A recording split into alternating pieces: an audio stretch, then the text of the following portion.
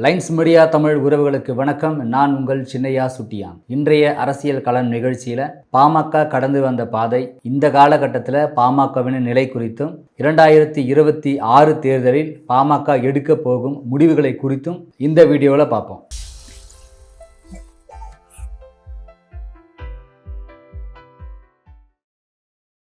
முதல்ல பாமக 1990 காலகட்டத்தில் ஒரு மிகப்பெரிய சமூக நீதி கட்சியாக தான் அது உருவெடுத்தது. எப்படின்னா, திமுக அதிமுகவுக்கு மாற்று கட்சியாக உருவெடுத்து வட மாவட்டத்தில் அதிகமாக வன்னியர்கள் இருக்காங்க, அதுக்கு நேர் எதிராக பறையர்களும் இருக்கிறாங்க. இந்த இரண்டு மக்களுக்கும் ஆன ஒரு கட்சியாக தான் அன்றைய காலகட்டத்தில் இருந்த பாமக. அப்படி உருவெடுத்து வளர்ந்து வந்த பாமக, ராமதாஸ் அவர்களுடைய நடைப்பயணம், அவருடைய சுற்றுப்பயணங்கள், இந்த மாதிரியான நிறைய சோசியல் ஆக்டிவிட்டீஸில் நடந்ததுனால பாமக தமிழ்நாட்டில் இன்னைக்கு ஒரு மிக பெரும் அரசியல் கட்சியாக பாமக இருந்தது.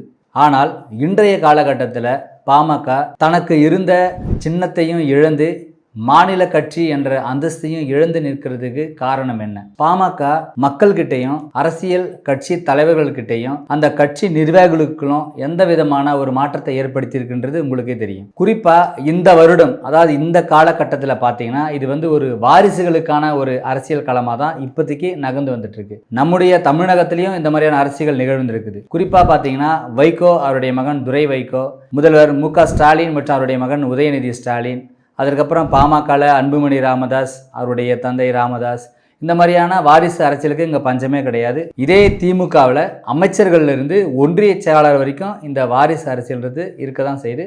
அது அதிமுகவில் சரி, எந்த கட்சியிலும் அந்த மாதிரி இருக்க தான் செய்யுது. இப்போ இந்த காலகட்டத்தில் எல்லா மகன்களுக்கும் தந்தைக்கும் விதமான சுமூகமான உறவு தான் இருக்குது. ஆனால் பாமகவில் மட்டும்தான் இன்னைக்கு மிகப்பெரிய ஒரு பேசு பொருளாக உருவாக்கக்கூடிய சின்ன சின்ன சீற்றங்கள் உருவானது. தொடக்கத்தில் இந்த மாதிரியான பிரச்சனைகள் வரும்போது சொன்னாங்க, இல்லை இது அவங்க குடும்ப பிரச்சனை, இதில் யாரும் இன்வால்வ் ஆக தேவையில்லை, அதை பற்றி யாரும் சமூக கருத்து இல்லை தனிப்பட்ட கருத்துக்கள் எதுவும் சொல்ல தேவையில்லை அப்படின்றது நிறைய பேர் கடந்து போனாங்க. அது இந்த குடும்ப பிரச்சனையும் தாண்டி அது கட்சி ரீதியான விமர்சனத்தை கொடுத்தது. அதுக்கப்புறம் அது அரசியல் ரீதியான ஒரு மாற்றத்தை ஏற்படுத்தியது. இப்போ அது குடும்ப ரீதியாக ஒரு பிரச்சனையை உருவாக்கி இருக்குது. இதையா நான் இப்போ பேச போகிறோம்னா, ஒருத்தருக்கும் தனிப்பட்ட வாழ்க்கைகள் இருக்குது. தனிப்பட்ட வாழ்க்கையை பற்றி நம்ம பேச வேண்டிய அவசியம் கிடையாது. என்னைக்கு ஒரு குடும்ப பிரச்சனையோ இல்லை ஒரு கட்சி சம்மந்தப்பட்ட விஷயங்கள் பொதுவெளிக்கு வந்துருச்சு அப்படின்னா அதை நம்ம விமர்சிக்கணும்னு தேவையில்லை, அதை பற்றி நம்ம பேசுறதுக்கான அதிகாரம் நம்மக்கிட்ட இருக்குது. ஸோ அதன் அடிப்படையில் தான் இன்றைக்கி நம்ம பாமக பற்றி பேச போகிறோம். ஏன் பாமக பற்றி பேசுகிறோம் அப்படின்னா, வட மாவட்டத்தில் மிகவும் ஒரு வலுவான கட்சியில் விசிக பாமக இருக்குது. இப்போ அதில் விசிக வலுவாக இருந்தாலும் பாமக வலுவாக இருக்கக்கூடிய கட்சிகள் தான். ஆனால் இதனால் குடும்ப பிரச்சனையால் ஒரு சில சுமூகமான மாற்றங்கள் ஏற்படாமல் இருக்குது. இது கட்சி நிர்வாகிகளுக்கு எந்த விதமான ஒரு தோய்வை கொடுக்கும் அப்படின்றத நம்ம பார்த்துருவோம். குறிப்பாக பார்த்தீங்கன்னா, ஒரு குடும்பத்தில் மகனுக்கும் தந்தைக்கும் விதமான உறவு எப்போவுமே சுமூகமாக இருக்கும்.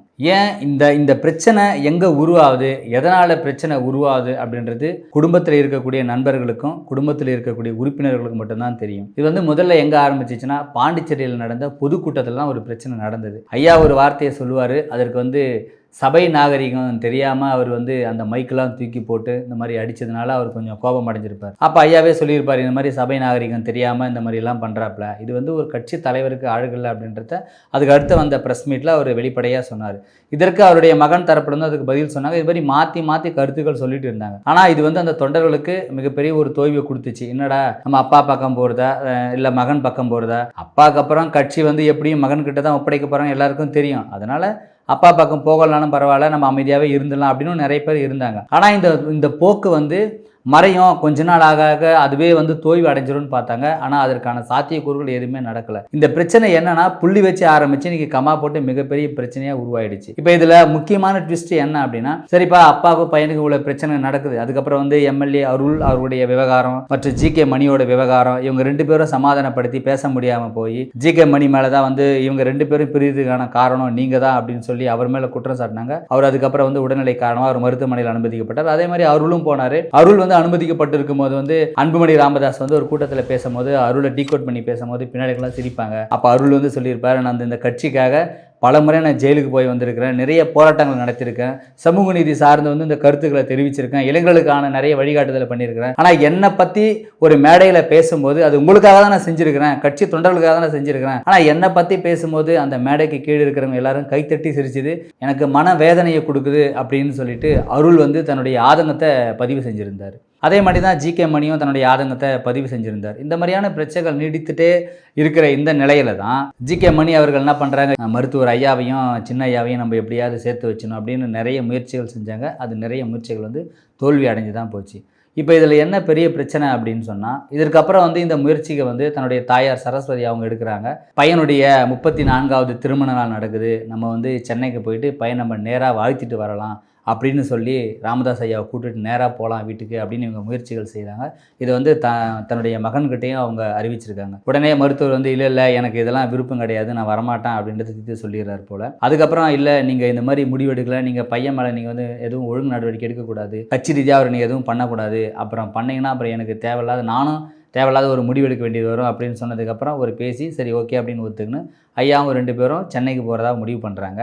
அதுக்கப்புறம் இங்கே சின்னையா அவர்களுக்கு கால் பண்ணி கேட்டப்போ இல்லை நாங்கள் ஏற்கனவே முடிவு பண்ணிவிட்டு நாங்கள் வந்து வெளியில் திருப்பதிக்கு கோயிலுக்கு போகிற ஒரு ஐடியாவில் இருக்கிறோம், போயிட்டு வந்ததுக்கப்புறம் பார்க்குறோம் அப்படின்னு சொல்கிறாங்க. உடனே அந்த பயணமும் ரத்தாயிடுது. ஸோ இந்த டிப்ரெஷனில் அதிகமாக இருந்துகிட்டு இருக்கும்போதே சரஸ்வதி அம்மா வந்து ஜிகே மணிக்கிட்டையும் கால் பண்ணி பேசுகிறாங்க. இந்த மாதிரி வந்து 2 பேரையும் சேர்த்து வைக்கணும், என்ன பண்ணுறது இல்லை, பிரச்சனைகள் அதிகமாகிட்டே இருக்குது அப்படின்னு சொல்லும்போது நான் தான் பிரித்து வச்சுட்டேன் அப்படின்னு நிறைய பேர் சொல்கிறாங்க. இல்லை என்ன பேசினாலும் அதை முடிவெடுக்கிற மாதிரியே தெரியல அப்படின்றத அவருடைய கருத்தையும் அவர் பதிவு பண்ணியிருக்காரு. இந்த நிலையில் தான் ராமதாஸ் அவர்கள் வந்து தன்னுடைய மகள் ஸ்ரீகாந்தி கவிதா அவங்க வீட்டுக்கு சென்னைக்கு வந்திருக்காங்க. அப்போ வந்திருக்கும்போது ஸ்ரீகாந்தி அவர்களை கூப்பிட்டுட்டு அப்பல்லோ மருத்துவமனைக்கு போயிட்டு ஜிகே மணியை பார்த்துருக்காங்க.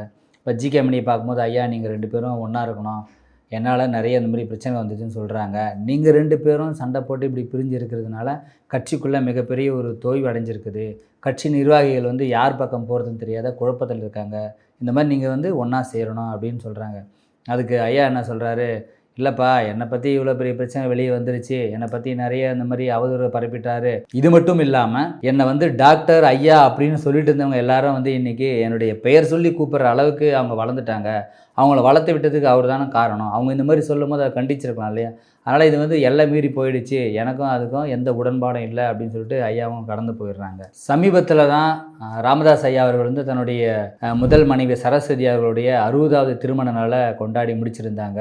இதனை அடுத்து உடனே 1 மாதத்துக்குள்ளேயே வந்து 2வது மனைவி சுசிலா அவர்களுடைய வந்து 50வது திருமண நாளை வந்து கொண்டாடினார். இது வந்து ஈசிஆரில் இருக்கக்கூடிய எம்பி ஜெகத் ரட்சகனுடைய நட்சத்திர ஹோட்டலில் இந்த ஃபங்க்ஷன் நடந்ததாக தகவல்கள்லாம் வெளியாகிருந்தது. அந்த புகைப்படங்கள் எல்லாத்தையும் வந்து சமூக வலைதளத்தில் எல்லாருமே பார்க்க முடிஞ்சுது. இந்த மாதிரியான சூழ்நிலையில் இந்த கட்சியில் வந்து மிகப்பெரிய ஒரு சலசலப்பை உருவாக்கி இருக்குது. இதில் என்ன ஒரு ட்விஸ்ட் அப்படின்னா, திரைமறைவுக்கு முன்னாடி இருந்த நிறைய நிகழ்ச்சிகள் இன்னைக்கு வந்து திரை முன்னாடி வந்திருக்குது. என்னன்னா இவ்வளவு நாள் யாருக்குமே தெரியாத இந்த மாதிரி விஷயங்கள் ஒரு சிலருக்கு தெரிஞ்சிருக்கலாம், ஊடக நண்பர்களுக்கு இது தெரிஞ்சிருக்க வாய்ப்பு இருக்குது. இப்போ திடீர்னு பொதுவெளியில் அந்த புகைப்படங்கள் வந்து பகிரும் போது நிறைய பேருக்கு அது அதிர்ச்சியாகவும் இருக்குது. என்ன திடீர்னு சுசீலாவுக்கும் ராமதாஸ் ஐயாவுக்கும் அந்த 50வது திருமண நாள் கொண்டாடின புகைப்படங்கள் வெளிவரத்துக்கான காரணம் என்ன, எதற்காக அவங்களுடைய என்ட்ரி பாமகவில் இருக்குது அப்படின்றதுல விசாரித்து பார்த்தோம்னா ஒவ்வொரு பத்திரிகைகளும் வெவ்வேறு விதமான கருத்துக்களை தெரிவிச்சிருக்காங்க. இதன் அடிப்படையில் பார்த்தோம்னா லட்சங்களில் தொடங்கி இன்னைக்கு வந்து சுசிலா வந்து மிகப்பெரிய இடத்தை